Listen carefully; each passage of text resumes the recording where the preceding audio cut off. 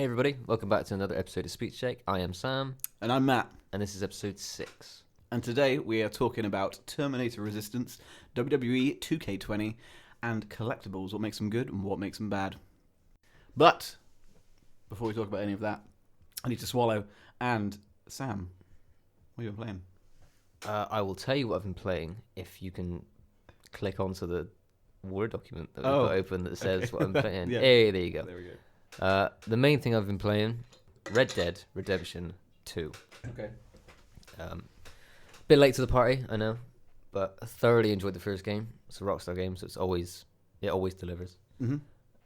But when I first started playing it, when it first came out, or more or less when it first came out, I just felt very overwhelmed by the amount of stuff the amount of activities it opened up to me immediately.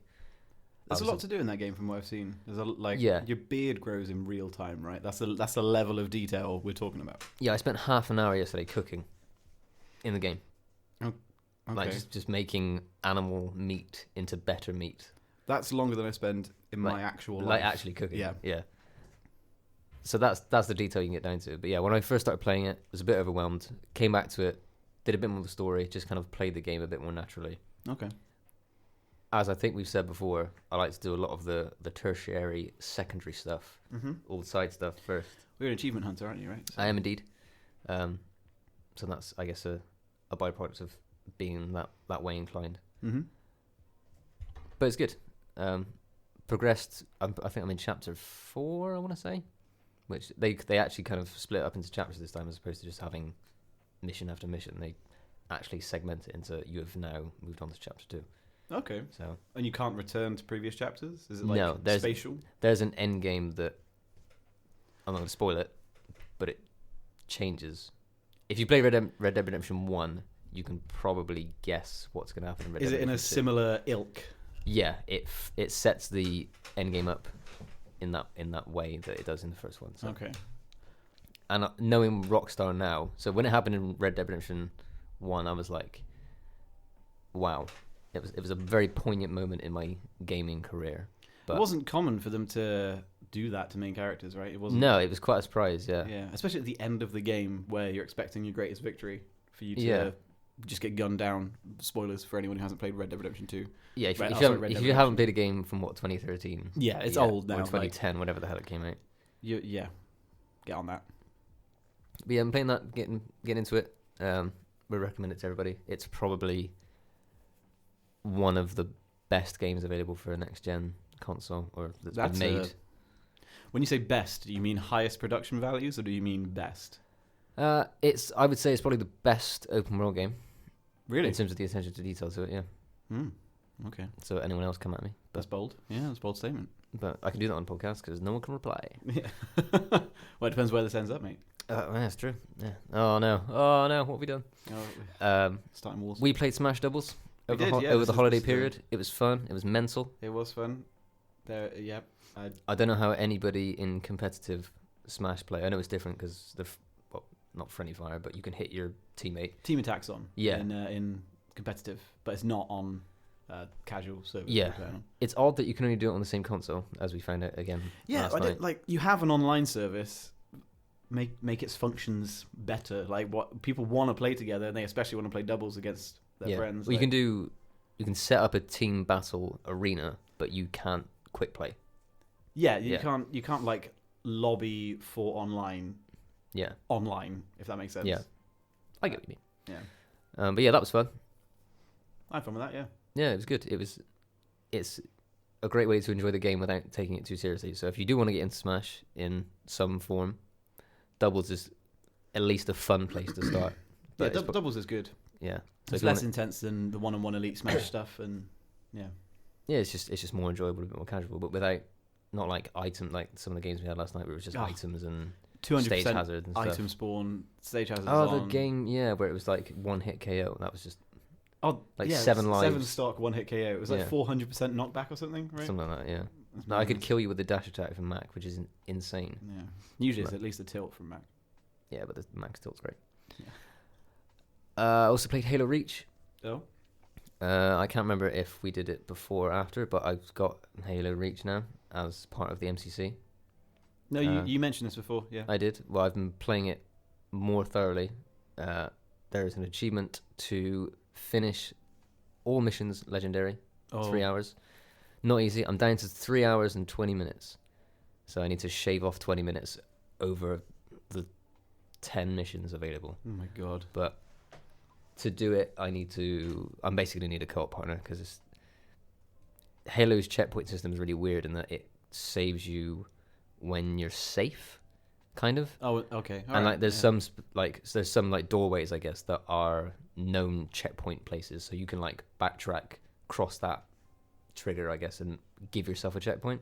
But sometimes you can't. It's a bit weird.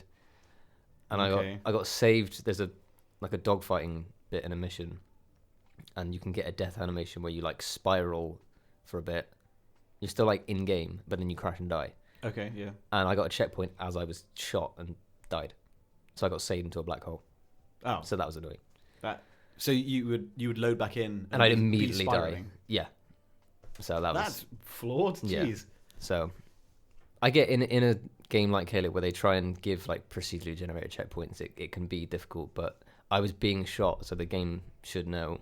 Yeah. It's sometimes triggered by objectives, but at the same time, I didn't do anything in that space. But regardless, still a good game, and it's made me play Halo a lot more because I forgot how good a game it was. Okay. And Goose Game went onto Game Pass.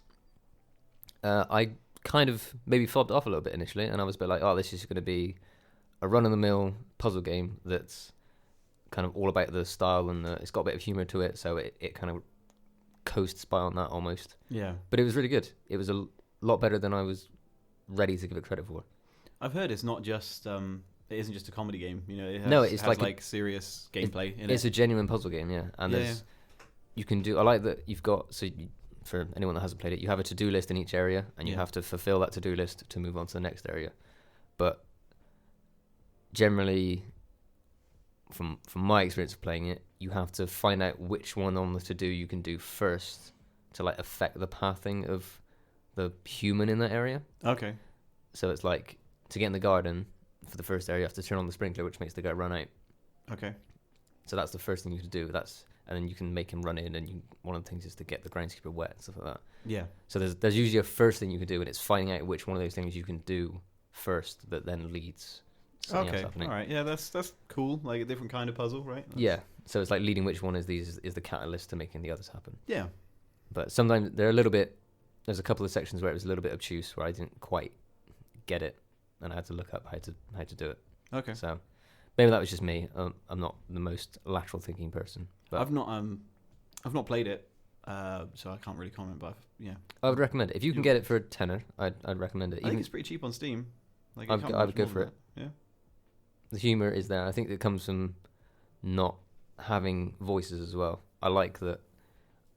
As much as we talked about silent protagonists, silent protagonists in a game where people are talking, no, for me. Yeah. But in a game where you convey it, so people talk with speech bubbles, and it has like, I know, a phone or a ball, or whatever the item that they're interested in. Mm-hmm. But you can kind of manipulate that a bit by just picking up something else, and just being like, oh my god, you picked up the ball. So I've completely forgot about the item in my hand.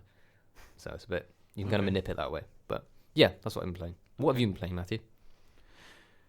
What have I been playing? I have been playing Rise of the Tomb Raider lately. Oh, you have, yeah. I sunk about 15 hours into it so far. Just to clear up for me chronologically, Tomb Raider, new Tomb Raider. Yeah. Rise of the Tomb Raider and then Shadow of the Tomb Raider? Or Shadow then Rise? I assume Rise, just by the name. Rise, Tomb Raider, Shadow. Okay. I believe that's how it goes. Don't quote me on that. I'm not... Oh, okay. Yeah.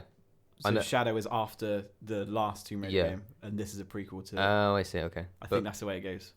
And chronologically, release-wise, it was Tomb Raider Rise Shadow. Okay, right. So I'm playing the second released, but the first chronologically. Yeah. Jesus. Okay, I'm with you. Necessary. Yeah, definitely. It's all right.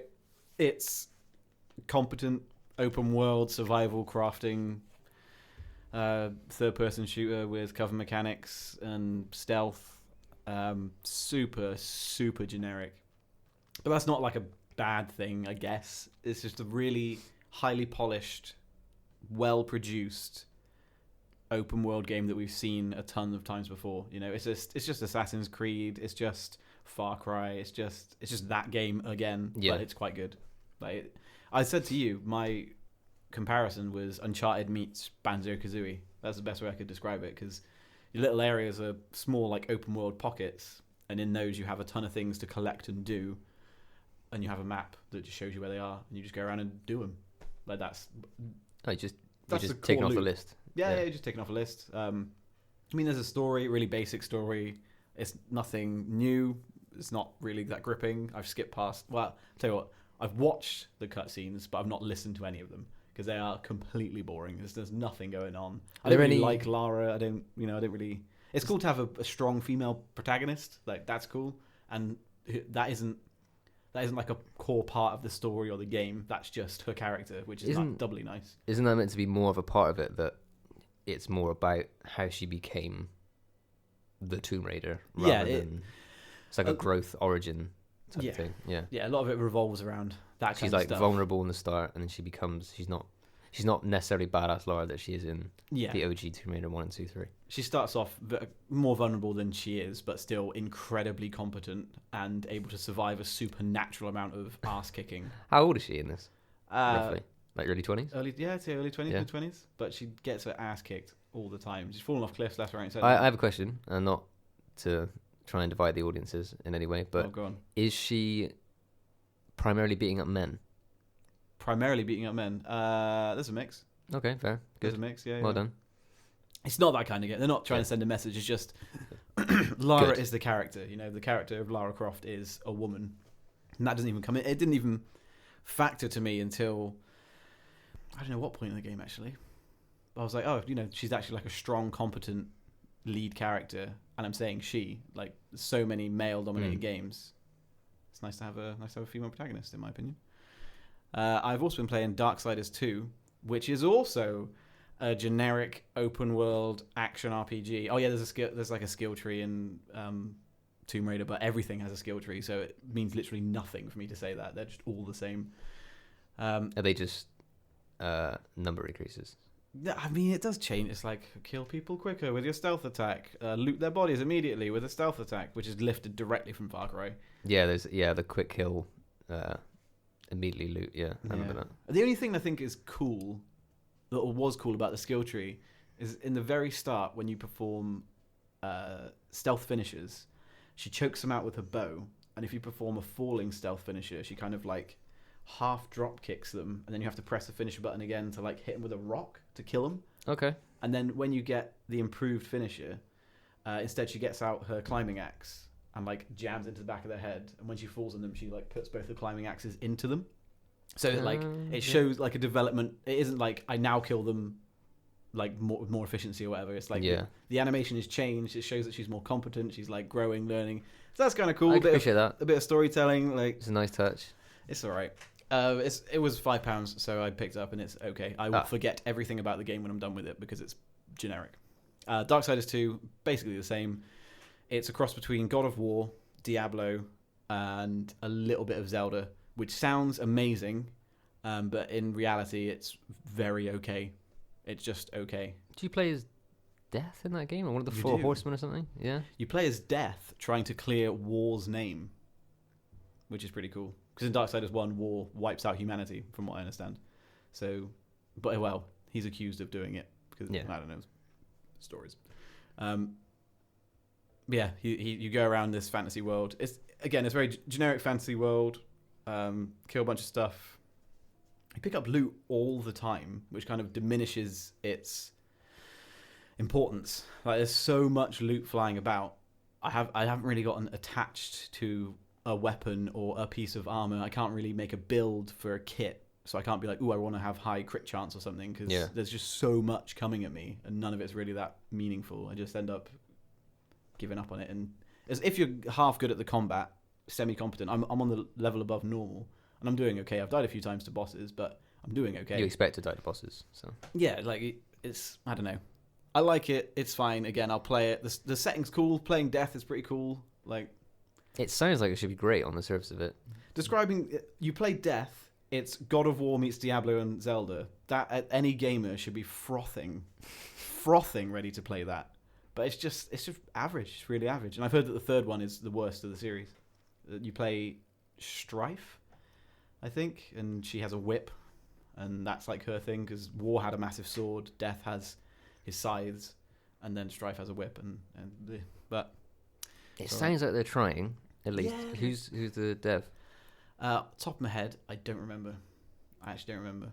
I don't know if it's a good or a bad sign. I'm more trying to say bad. You You remember the good devs, right? Yeah, you do. You do. But that's what I've been playing. Very, very generic third-person action games for the most part. What are you buying? So that's what both of us have been playing. But Matt, what has been released? What indeed? I'm going to be talking about some games from late November, and we're now in Jan. So, they came out a little while ago. They're on the market, and I'm going to try and inform opinions as to what's good. They're still relevant. It's still. It's not like it's. They're the big releases. Well, the latest releases. So, let's jump on into it. Hit us with it. The first one we're going to look at is Star Wars Jedi: Fallen Order from Respawn Entertainment, coming out the 15th of November 2019. This is a third-person action game with a focus on lightsaber combat and exploration. Just after I got done speaking about generic third-person action games, we jump into... I don't want to say generic, but it is... I've heard it's good. I've heard it's better than people thought it was going to be. Definitely, yeah. The Star Wars franchise has kind of been written off by a lot of people, I think, after Battlefront, the latest Battlefront games from EA. Yeah, they fixed it, but it was too late. Like, I played it a lot when it was quote unquote bad. Yeah. And I actually think they've made it worse now, personally. But I don't know if that's because Really? they've made it different from the game that I got used to. So, but okay. I digress. That's a different conversation. We Yeah. could talk a long time on. I really like that game, by the way. Yeah. Hell, I was really good at it. God, you're but throwing out the controversial opinions on this. You're just fucking boof. I like it wasn't Battlefront. better Man. than the OG Battlefronts. Oh No way. That would be ridiculous. I'd No, fucking check you into a mental asylum if you're talking to me about that. you'd throttle me here and now. You'd be listening to a live choking. That would Yeah, be, and then no it way. would be a completely solo podcast. Yeah. But yeah, it was a good game. But sorry, continue. So, third-person action game, focus on lightsaber combat, borrows heavily from Dark Souls and Sekiro, to the point where every enemy in the game has a poise meter. I believe it's stamina in this game, but much like Sekiro, where you have posture that you have to break of your opponent before you can damage them, you have to break their block, and then you can damage opponents, and that's how they get through the problem of having lightsaber combat in a game where you can just cut everyone and yep. I was just going to say that I think that is the problem when you have like the cannon of a lightsaber that is a literal laser sword that can break through, metal and pretty much any object. How do you temper that you don't have the most overpowered weapon in gaming? Well, But, they like, much like the first of the new Star Wars trilogy, TR-8R, the stormtrooper. With the baton. Yeah. Those weapons, they're like electrical weapons. I don't know the lore of them or if they're explained somewhere that I'm not aware of, but they seem to be able to deflect lightsabers because they're charged. So any enemy that will engage you in melee has these like charged batons. So you just bounce off. Yeah, they block and they have specific enemies that are Jedi hunters that have these batons and they have like anti-lightsaber specific weapons. Yeah, they've developed these weapons Fair. specifically for That's a genuine and canonical way to get around it. So well done. And if you were a military force that feared demigods walking around the universe, you probably develop weaponry specific to killing them. Yeah. Right. You get something on side. Besides the combat, which is Sekiro-like, you also have bonfires or meditation points, as there in this point, that give you all of your health items back, respawn all enemies in the area, exactly like Dark Souls. There's a focus on exploration, lots of sliding, wall running, and jumping around, swinging off stuff. It's made by Respawn. Interesting. Yeah, they love a bit of that, don't they? They like their parkour inspired mechanics. Yeah. Yeah, and it doesn't seem bad. I don't know. I just wouldn't put Jedis and parkour together necessarily.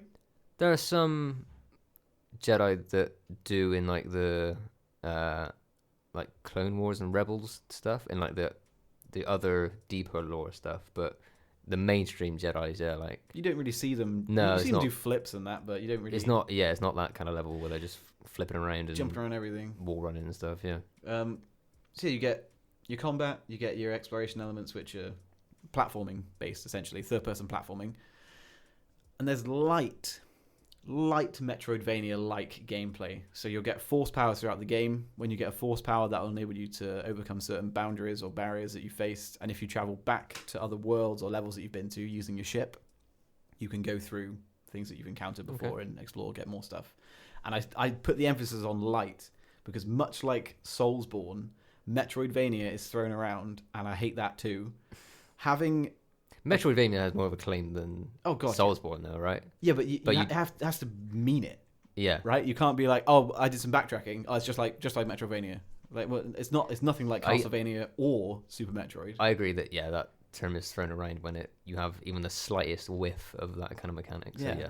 Like I backtracked a ton in Resident Evil 1. Is that Metroidvania? Absolutely not. That'd be ridiculous. True. Like, figure out what you're trying to talk about before you say silly stuff. PS4 has tech issues from what I've seen. Xbox One, sorry. Not Xbox 360. I'm in the past. Xbox One and the PC are fine. You get some stuttering on the PS4. And there is absolutely zero EA shenanigans going on. There's no microtransactions. They've not given you any nonsense. They're not trying to buy scrap with real money in the store so you can upgrade your lightsaber. Everything's in-game. You play it. You have a great time. I'm surprised you can't buy like different skins for your little droid buddy. Yeah, or like different lightsaber colors and stuff. You can earn them. You earn different lightsaber colors by finding different saber Remember when crystals. that was just the thing in games? Yeah, when you just if I complete the game, I get a gold lightsaber. I get stuff. Yeah, that's cool, isn't it? They have that, and for all accounts, the story is super Star Warsy. It's about discovering yourself as a Jedi, friendship, the power of the Force, light versus dark, good versus evil. You're getting me moist now, Matt. It's just... I'm a big Star Wars fan, but I'm not blind to it because The Last Jedi was terrible. I haven't seen it yet. I know that's not the most recent one. Oh, okay. That was the last one. I've not seen either of those. I've seen Rogue One and... Rogue One was amazing. But that wasn't a Star Wars one, was it, technically? That was a Star Wars story, right? Yeah, so... It's not. But anyway. Tangents. Story is great. Gameplay is a serviceable, Soulsborne-esque, Metroidvania-like... God, I'm hating myself right now. Type gameplay that makes it easily legible for everyone listening. And I'll cut myself later for saying all that. Don't worry about it. I'll cut him later. Yeah, I would say... Definite recommend, especially if you're a Star Wars fan. But it's like 50 quid right now. And for me, that's too expensive because I'm a cheapskate. So if you can get it on a decent sale or secondhand, pick it up. Otherwise... You've got to be certain that a game is good to... 50 quid. To put down 50 quid, yeah. That's a drop. That's a week's shop. That's a week's food shop for me. Let's put it in perspective, people. Like, we're talking about luxuries here, right? So if you want to support the podcast in any financial form whatsoever, so we don't have to shop that way, feel free. Yeah, I always pick the cheapest luncheon meats because I can't afford anything else. I don't even eat sometimes, man. Yeah? Oh, we're one-upping each other now. Yeah. I've got nothing. Sometimes I regurgitate old food and give it to the poor. for nourishment. Moving on swiftly from eating my sick. Shenmue 3 from WiseNet. I've never even heard of that developer. Coming at us on the 19th of November 2019. Yu Suzuki's game. Classic Shenmue game. We all know it. Everyone knows Shenmue. Or if you're a gamer, you definitely should know Shenmue. Invented the story-driven, or pioneered, I should say, rather than invented, the story-driven, quick-time event-focused kind of gameplay that we see in games like Heavy Rain and Detroit Become Human. Is Yakuza, is that series, is that in like any way like a spiritual successor to Shenmue? Is it like a sister series, or it's is like it a spin-off? Yeah, I guess, kind of. Like, it's similar, but they actually make the combat good, which is a point I'm coming to. I'll get to that. Everything I've seen about this game is that it is for the fans, from fans. It was crowdfunded. Yu Suzuki crowdfunded this game on Kickstarter, I believe. Raised millions. They made it, and it is strange with a capital S. I reckon that's what he was going for. It's a Shenmue game. It is exactly like the ones that came before it, 1 and 2. It continues the story straight after you carry on. There's even a little cutscene in the menus you can go to and you can watch. Previously back. on. Yeah, basically. See what's led up to that point. You hit the main story beats. It's exactly as it was before, including all the crazy like mini game life stuff that litters the world. Like everything is interactable. You can do a ton of stuff, and most of it means absolutely nothing. Like being able to put a coin into a vending machine, twist it, like control the twist, and then a little ball falls out. You pick it up, pop it open. There's a tiny figurine in there, and you can never do anything with it ever again. You just have that, and it doesn't mean anything. So you've got a really deep world you can explore for no real gameplay reason, and like little jobs you can do. You can chop wood, which is a mini game to earn money so that you can pay for training at the kung fu school. And I say kung fu school, that makes it sound exciting. Don't get too excited by it because the combat is weak sauce. Yu Suzuki made the Virtua Fighter series, and it's based on that. It's based on the Virtua Fighter series in 2020. It's 2020 now. You're scaring me now, Matt. You're not saying things, but if they have a reputation, I guess, that preceded it in the first 2 games, and people love that, it's the catch-22 of how much do you make it different before it's not a Shenmue game. I think you can always improve, and especially mechanically, when you have something as poor as a combat system that isn't fun or visceral or doesn't have much feedback. Yeah. That's like an obvious place for improvement. Out of interest, do you know when the crowdfunding to release happened? I don't know the development cycle. No, okay. I don't know the dev time on it. So yeah, I am going to move on from this because all I can say is if you like Shenmue, you already know about it and you probably already have this. You probably backed it.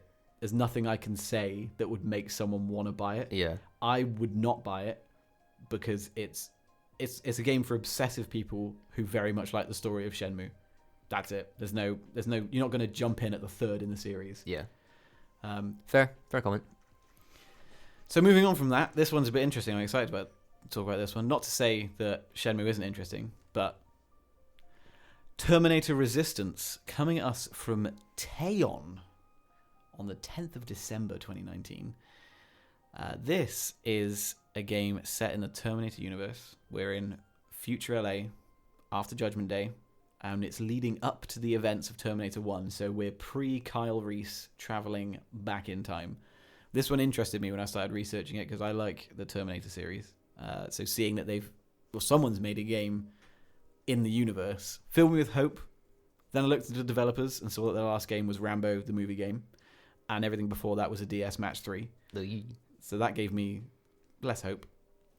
But for all intents and purposes, it seems like a perfectly serviceable Terminator game. And I could even say the best Terminator game that's been made, which is a dubious accolade, I think.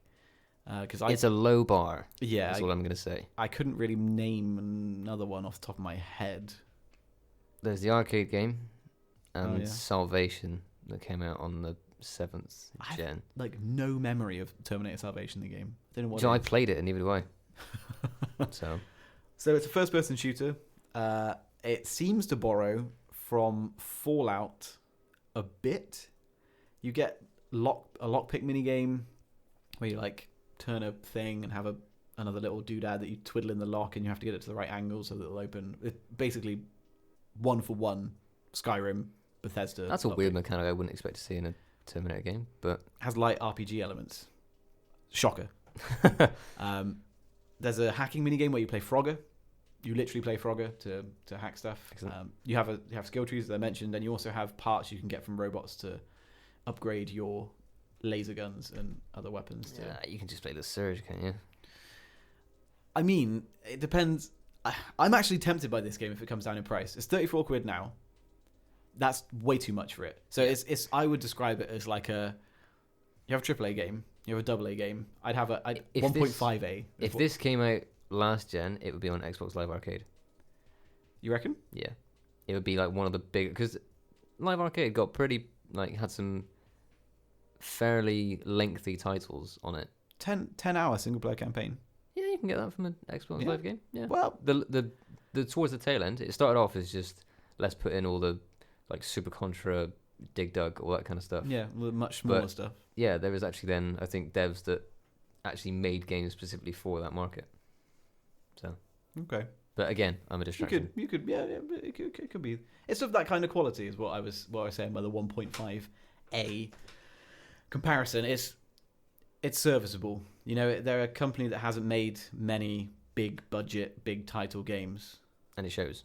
and it does show. When you pick up a game like COD or Titanfall, you've got a developer that knows shooting mechanics, and they know how to make that, how to translate that visceral experience to the player. And maybe that's lost somewhat in Terminator Resistance, but I just really want to play it. T800s, gunning down T800s with a what is it? Like a railgun. Or like a Is it a plasma rifle in a 40-watt range? yeah. Is that the think, quote? I think yeah, you're right there. Because Yeah. they literally have that gun that Arnie mentions in the first film, like verbatim, word for word, in the game. The first submachine gun you get is an Uzi 9mm. They just litter it with references. There's references to the films. All They had a over good the- time making it then. They are fans. Yeah. And they actually handle the T800s in an interesting way, because there's they're supposed to be big bad robots designed to hunt and kill humans.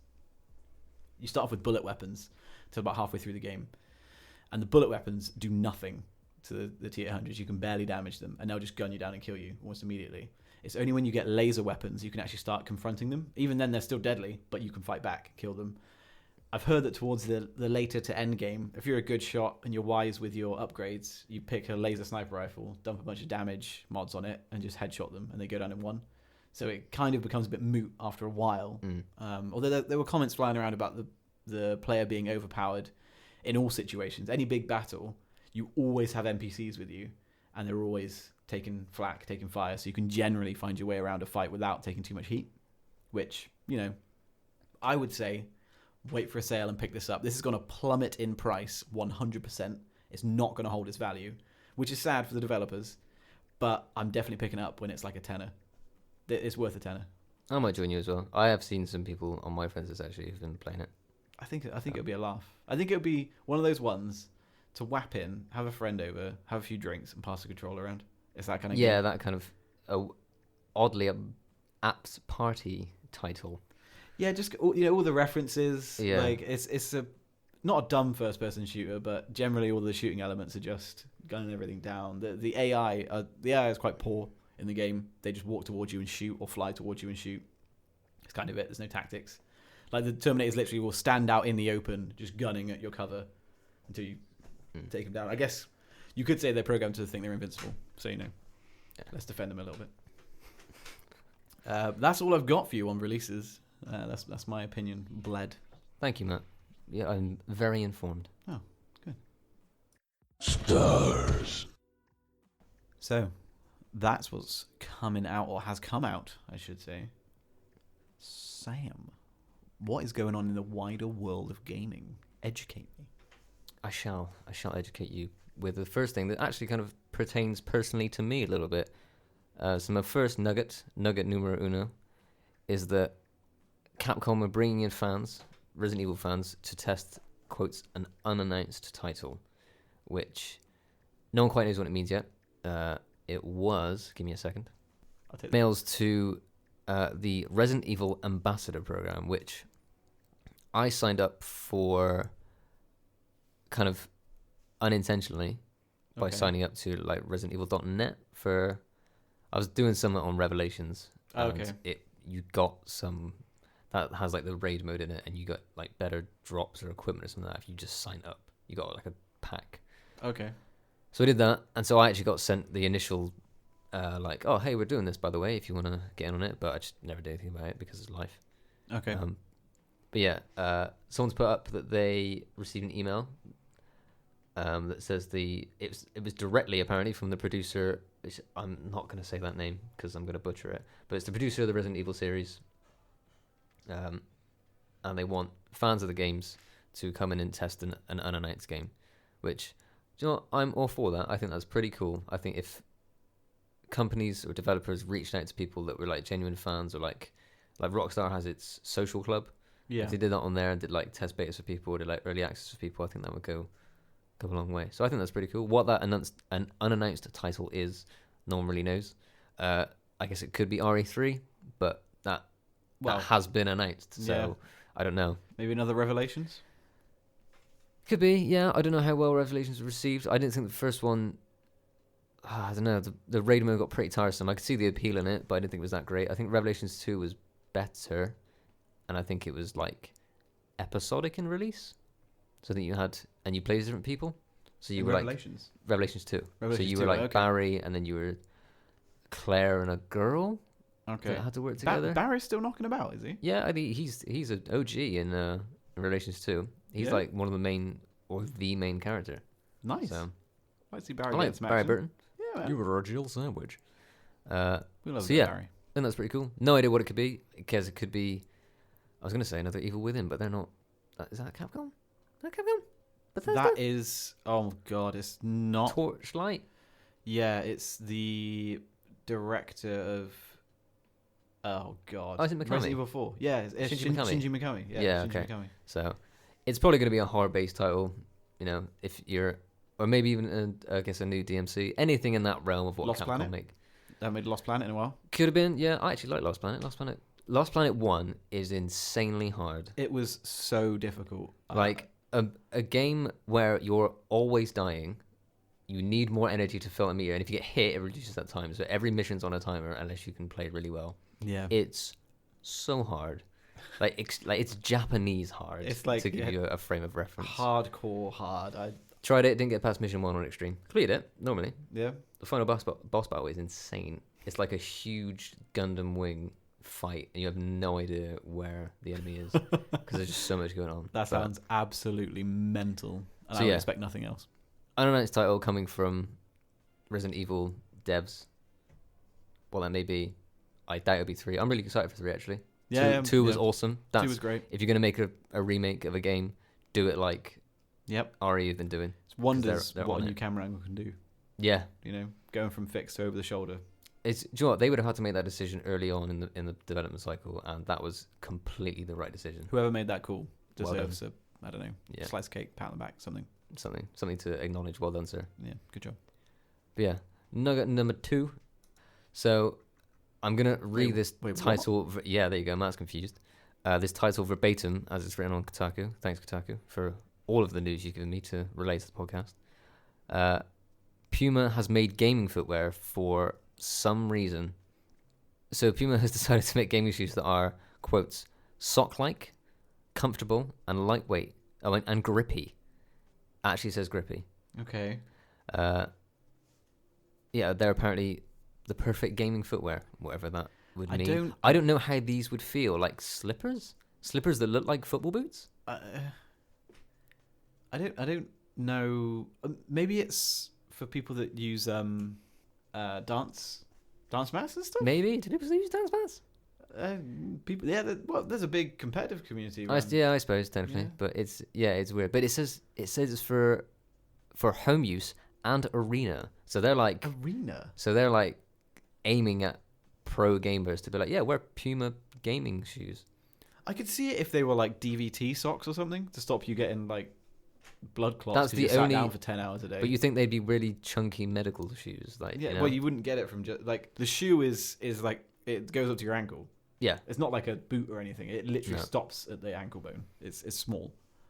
I think they're just gonna be very thin, slipper-like shoes that don't look so like they look. They look a cross between a slipper and a running shoe, basically. Yeah. Uh, Yeah. Get some Crocs, man. Just yeah, Don't just worry go about all it. out, go full nerd and yeah, just- get Crocs and live in your mum's basement.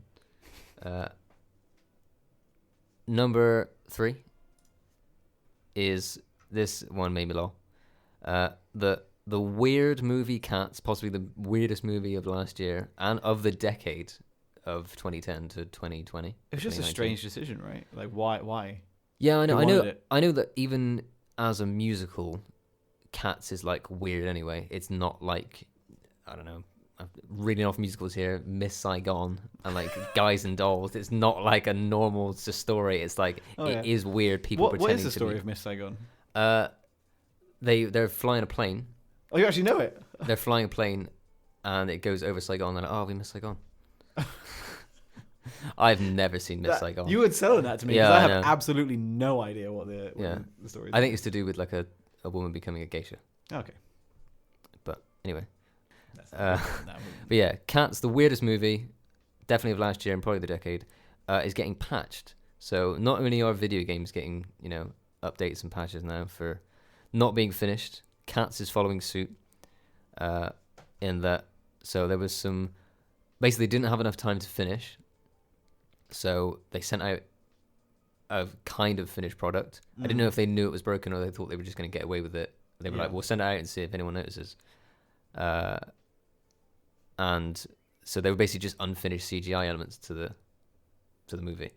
And there's the most prominent scene is one that we're looking at right now, where Judi Dench just has a normal hand. It's a bit of an oversight, isn't it, really? Yeah. So the cinemas were sent new reels of the film that had the update in it. And I didn't think I'd see the day when you could patch a film, but... It's odd, right? It's just another odd thing to happen to this odd film. Yeah. But, yeah, it's not for me. It won't ever be for me. It's like both pre, during, and post. It's all just been strange because the casting is really weird as well. Like they've got the oddest selection of actors. Not to say any of them are bad. If anything, something like most of them are like Judi Dench. She's a dame. Like James Corden, who doesn't have to do this kind of stuff now. Not trying to degrade the film, but he's made it in America now. Yeah. So he doesn't kind of need to. He has his own talk show.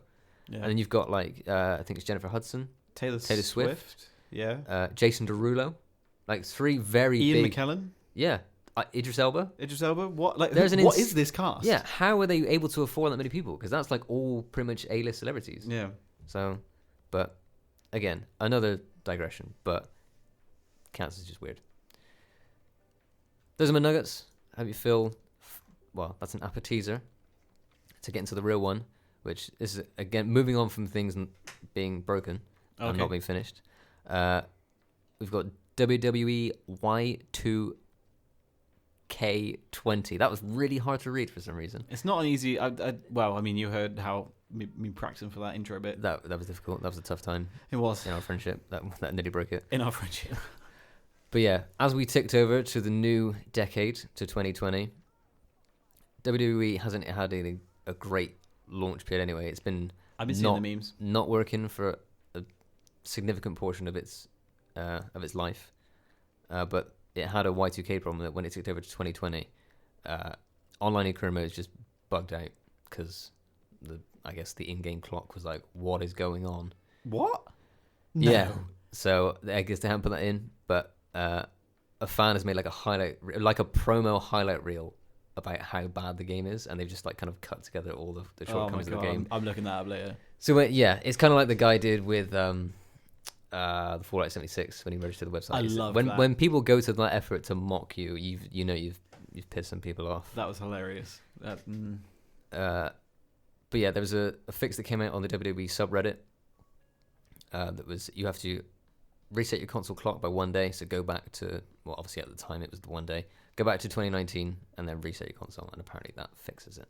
Why? I don't know, but what an absolutely huge oversight. Because 2020 isn't even a weird date. I could understand when it was 99 to 2000 because it's a new millennium. Yeah, so you can understand why clocks were like, oh, we didn't even think of this when we made this clock in like 1985. Yeah, but you're bringing out a game in 2019 and you're releasing it for Christmas 2019. What happens just after Christmas 2020? Maybe think about it next time. But the lesson being, don't release unfinished games. 100%. I think it's a point that all devs now basically need a constant team to either A, damage control and manage PR, or social media or that kind of vein of their games or releases or whatever. And or for their online services, you'll always need to have your finger on the pulse to be like, why has this not been done? I need help, or like just any kind of 'cause a lot of devs, like once they release the stuff, they're pretty much just like, well, this isn't ours anymore. Like, really? Yeah, I think for a lot of cases, especially when it comes to things like achievements breaking. That's a really bad one because it's such a niche area. Getting people to fix stuff related to that is almost impossible. Yeah. And like petitions don't really mean anything when people are like, oh well, we've got 1,025 signatures, so they've got to do something. They don't have to do anything. No, and they just won't. Yeah, there's like an indie game that I got a while ago, and there's just an achievement that just doesn't work on it, but it's just never gonna happen. I don't even know if the guy's in business anymore. Like it's that kind of level. What game is it? Too Dark. It was a weird game. I thought I recognised it for a second, and I realised I was thinking of Hydrophobia. Oh god, that game's even worse. I fucking hate that game. But anyway, so yeah, WWE doesn't work. Well, at least not anymore. Next one we're gonna move on to The Witcher Netflix series, which I love. I must confess, I've not finished it all. I'm about halfway through. That's good. But I have a main. Well, it's in me. It's not any fault of their own. I think the storytelling in it is actually pretty good. It does a pretty good job of covering the books in a pretty.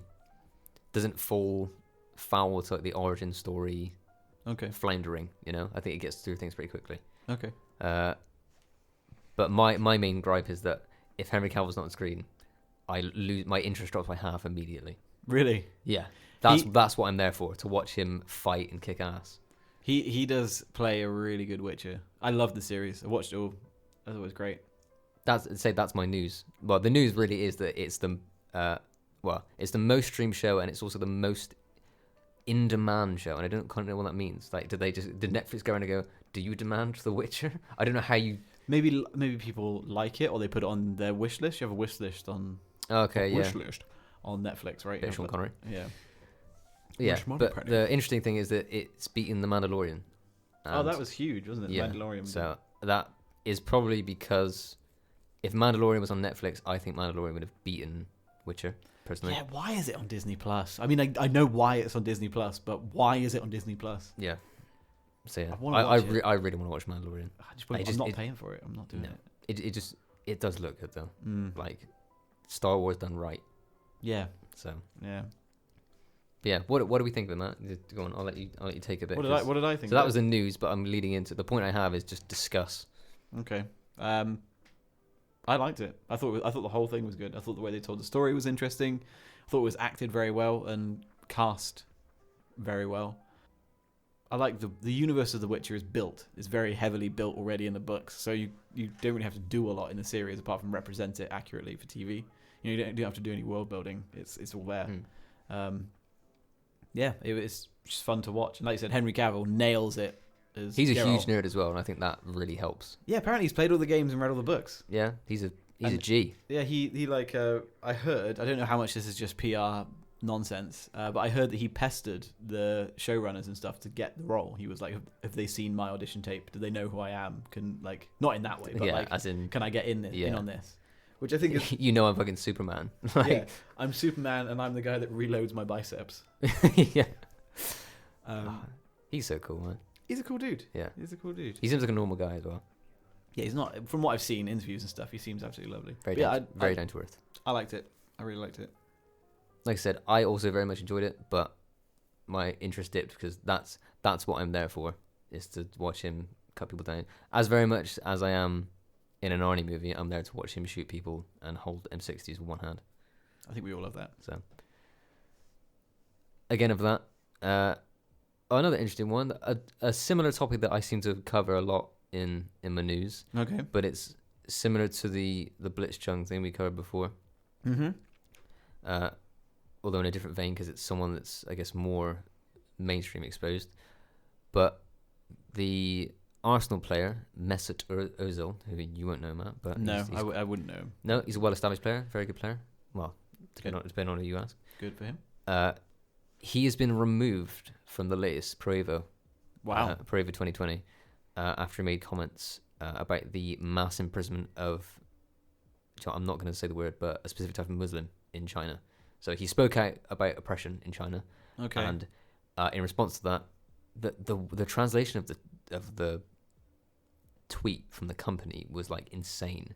It was like, he has insulted, offended, and betrayed us, he will be removed from the game immediately. It was something, I'm paraphrasing, but it was something along those lines. Jesus. So, Christ.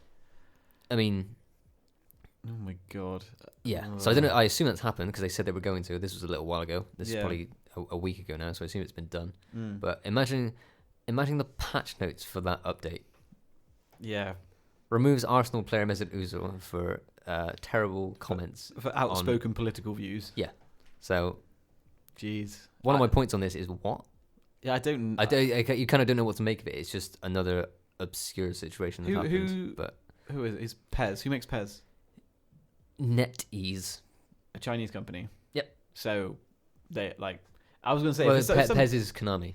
if it's some So big, well, I don't know, man. It just seems like a weird thing to do. I know they want to save face, but like, so the actual developers are personally insulted by this person complaining about mass imprisonment. it's an odd one because it's like it must be a lot of effort to go in and have to remove him. Like more effort than it seems worth. Maybe it is, maybe it isn't. But Even just opening it up again to development, you have to get Yeah. a team in to do that. They have to pay people's wages seems like- for like a week. cutting off a nose springs to mind. Yeah, But- I don't know, man. For me, it's an odd choice. And if I was a publisher in that situation, I understand it's thorny, but you push back a little bit and say the guy is allowed to have his opinions, and Yeah. he is a player. Like, he's not been dropped from the team in life. No. So he is a player on the team. This hasn't this like came out and like no one in the football world is talking about this. That's so weird. So it's like blown over immediately. He like said that. I can't remember if he tweeted it or if he said it in like a press conference or whatever. Yeah. Also, he streams. He streams on Twitch. Oh, really? Yeah, he's a bit of a Okay. gamer. Well, yeah, that's odd. I don't know. I understand why it happened, but I get all the events. When you look at the people involved, I'm like, okay, I understand why that action took place, but that still doesn't make any sense. yeah. So, but yeah, that's my news. Bit of a short and sweet one this week, but there wasn't an insane amount happening. But Well, Christmas. we isn't got I was eating stuff and playing games. it? Slow time for everyone.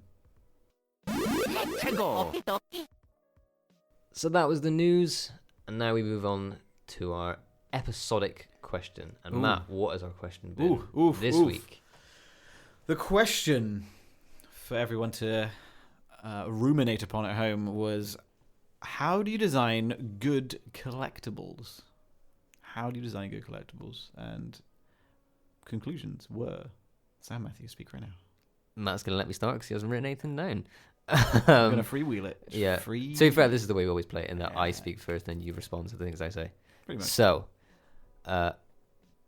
again, as an achievement hunter, this affects me more so, and probably it's more of a bee on my bonnet with regards to most gamers, because secondary collectibles for the most part don't really mean. I would say 90% of gamers don't even bother. Probably even know they're there. Like the average COD player that will go through and collect all the the intel, which what the hell is that? No one does that, man. Press X next to a laptop. No. It's been brought to light actually by playing Red Dead, Oh, yeah? because they have all the tropes and the mini stuff to fill up their open world, Mm-hmm. but they have small incremental rewards for the things they do. So there's legendary animals in the game, just taking one example, Okay. that you have to hunt. You can, and it's not just wander around until you find them randomly. There's a specific area that they'll spawn.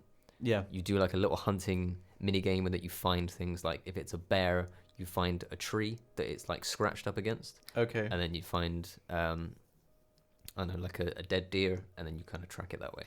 Okay. When you've done and killed that, you skin it, you get parts from it, so you get a pelt always, and that's always a unique pelt, so it's the legendary pelt, and then you go and sell that to a guy who can make equipment for it. So you do that thing, you immediately get a reward. You can do that, and you can craft better clothing, bandoliers, which have more, like, you get more ammo for like repeaters and shotguns, and Okay. you can craft maybe a holster which does the same but for pistols and Okay. handguns. So you get incremental rewards for each step. Mm-hmm. I think that's much better than having. You can have a big payout. I think that's definitely, you need to have a purpose for them there.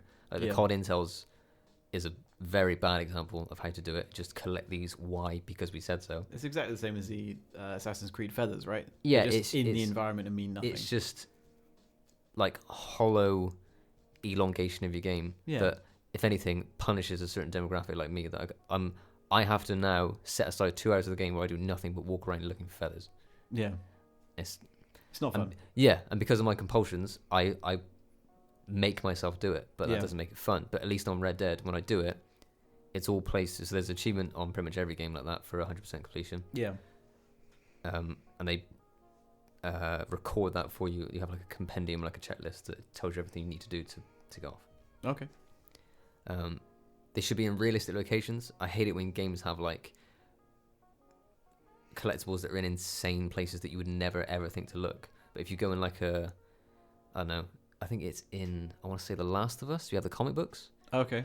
And like you go into like a kid's bedroom in one of the levels, and there's one on the side, and that makes sense because it's a comic book and it's in a child's bedroom. Yeah. So having a bit more thought than just being like, okay, how can we create just a random little side room that no one will ever see that's completely off the beaten path?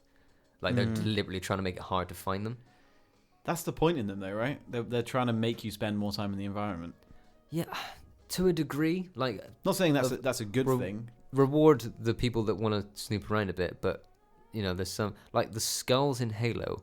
You almost have to get out of the map on some of them. Oh yeah, you've taken me through that before, and I thought it was absolutely obscene. Yeah, some of the shit you have. Or to like do. the COD zombies Easter eggs. Like, what is that? I don't know why anyone enjoys like, that. I feel like the more people found what to do, the more they were getting annoyed that people found it. So they were like making it just more and more insane and obtuse. Yeah.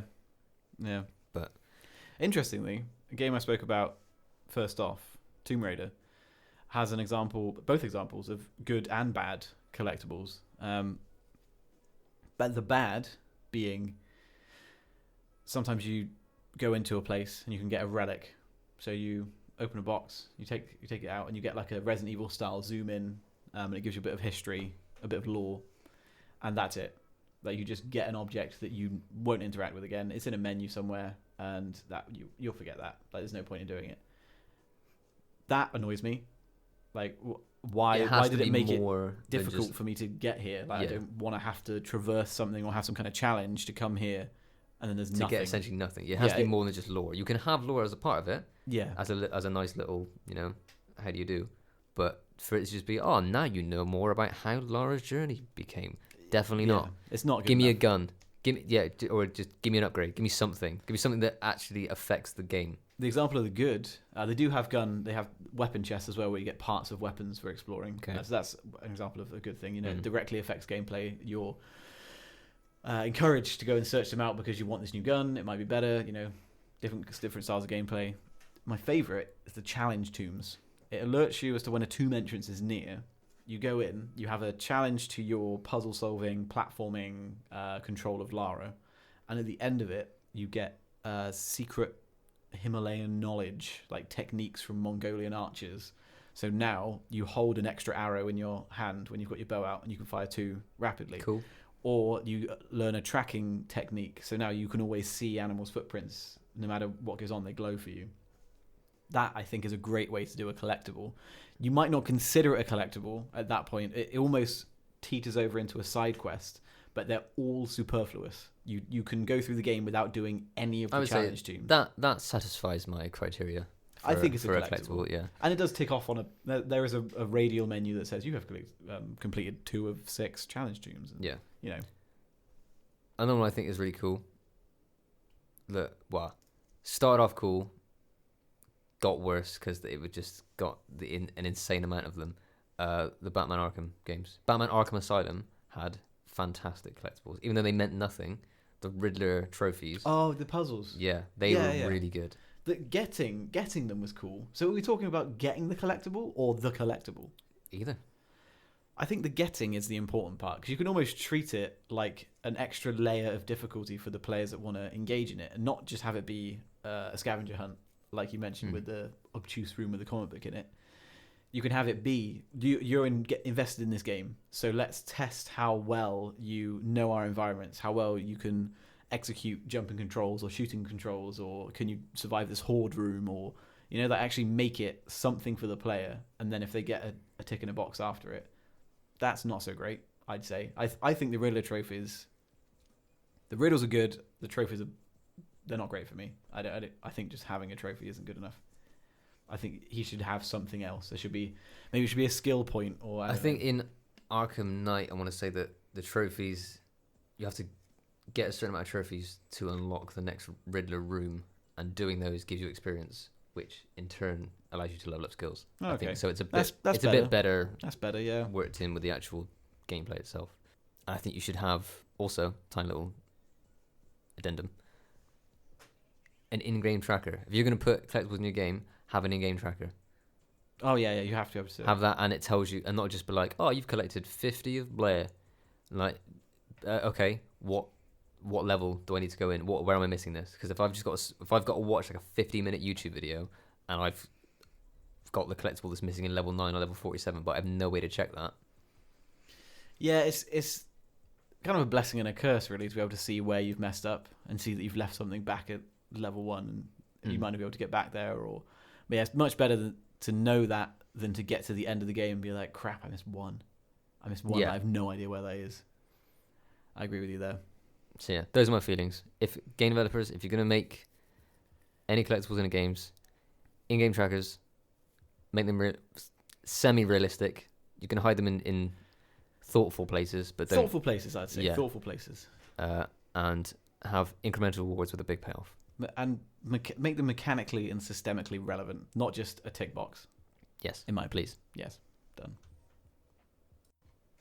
So that is what we think about collectibles. But Matt, what are we asking ourselves and the audience next time?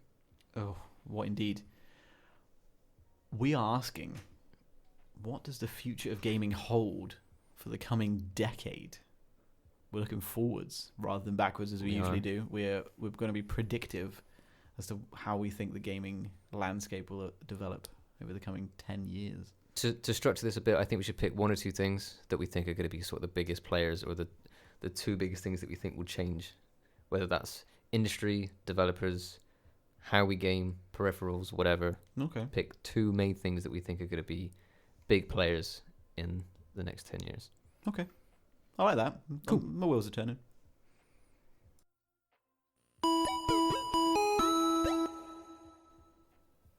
So that's it for another episode, guys. Thank you so much for listening to us, as always.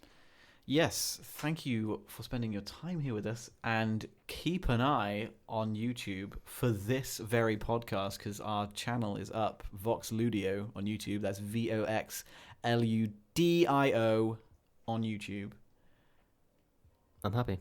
We don't have to keep saying keep an eye out. Yeah, well, I mean, we can keep an eye out for this, but it's happening. We're doing it. We're going to put this one up. No, there's going to be no editing because I'm lazy, so...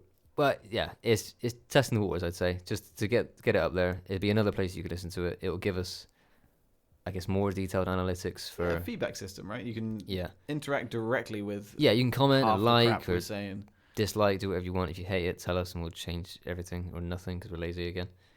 But yeah, you can listen to this on Spotify, which seems to be our main way of getting people. Yep. It'll be on Google and Apple Podcasts as well, so you can listen to it through there. And yeah, like Matt said, this one's going to be on YouTube as well. So whatever form, if you want to listen to all of them, go for it. That would be have them all a big playing help. Simultaneously, like in tandem, so they're all synced up perfectly. I reckon think that's the best way you could experience. I reckon this. get them delay them by 30 seconds and then start, and then you won't know what's going on then. A good hour, you'd go mental. Yeah, from different devices. Have one from an Alexa, one from your phone, one from a PC, and one from a microwave. Yeah, you can do that with a microwave. Nah.